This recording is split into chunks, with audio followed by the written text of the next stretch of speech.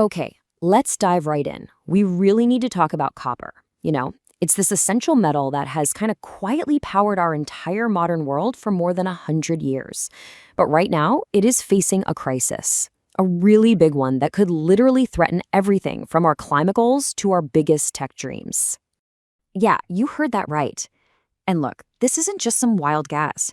It's a very real warning.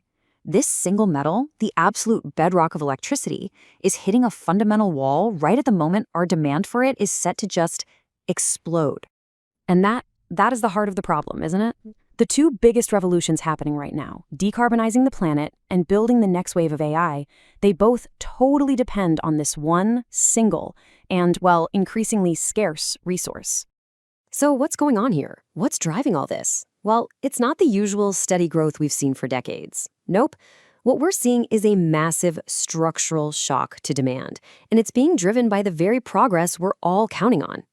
Let me give you a super clear example. Think about the car in your driveway. A regular gas-powered car has about 25 kilograms of copper in it, but a battery electric vehicle, that thing needs a massive 80 kilograms. That's more than 3 times as much for its batteries, its motors, all its wiring. And this chart really just drives the point home. Every single time we build one electric car, we are using up the same amount of copper as about 3.5 regular cars. Now, just try to multiply that by the millions upon millions of EVs we're planning to put on the roads. It's a lot. But, it's not just about the cars. The entire green transition is incredibly copper hungry. A single megawatt of offshore wind power, that needs 8,000 kilograms of the stuff. And then you have the AI boom. Those enormous power-guzzling data centers running the new models require staggering amounts of copper for electricity and, of course, for cooling. Okay, so demand is just skyrocketing. The obvious question is, why don't we just mine more, right? Well, this is where the problem gets really, really tricky. The supply side of this whole equation is what you'd call fundamentally rigid or inelastic.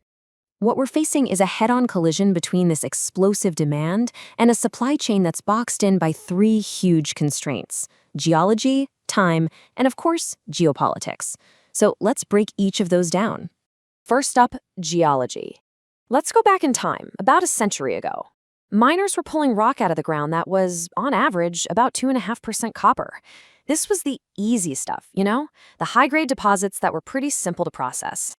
Now, fast forward to today, that average has absolutely plummeted to less than 0.6%. Think about what that means.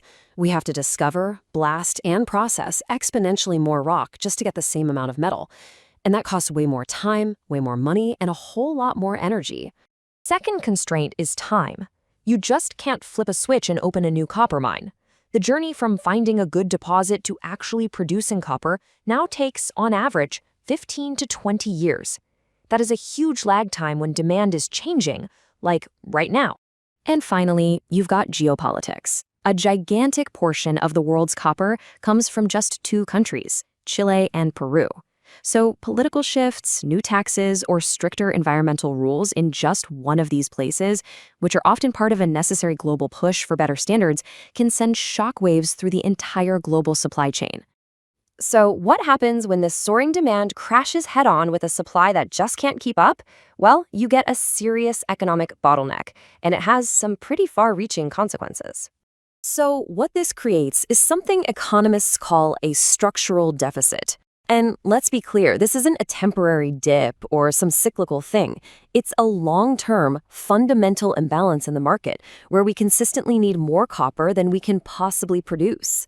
And the result of that deficit is pretty simple. The price of everything built with copper goes up. We're talking wind turbines, solar panels, EVs, grid upgrades. They all become more expensive. And that could seriously slow down or maybe even stall our critical climate goals. I know this all sounds pretty grim, but it's not hopeless. The question now is, what can we actually do about it? How do we close this massive gap that's looming over us? There are basically 3 main strategies people are looking at. First, we can substitute where it makes sense, using more common metals like aluminum for things like power lines. Second, we can get way, way better at recycling, what some people call urban mining, to recover copper that's already in our old gadgets and buildings. And third, we can innovate, using AI and new tech to squeeze more metal out of those low-grade ores we talked about earlier. But, and this is a really, really important but, while all of these ideas are great and they will definitely help, the analysis is crystal clear. They are not enough to solve the problem on their own. They might soften the blow, but they just can't close a deficit this big without a massive new wave of investment in finding and developing new mines. At the end of the day, it really just boils down to this unavoidable fact. The future we're all trying to build, one that's powered by clean energy and smart machines, is a future that has to be physically built.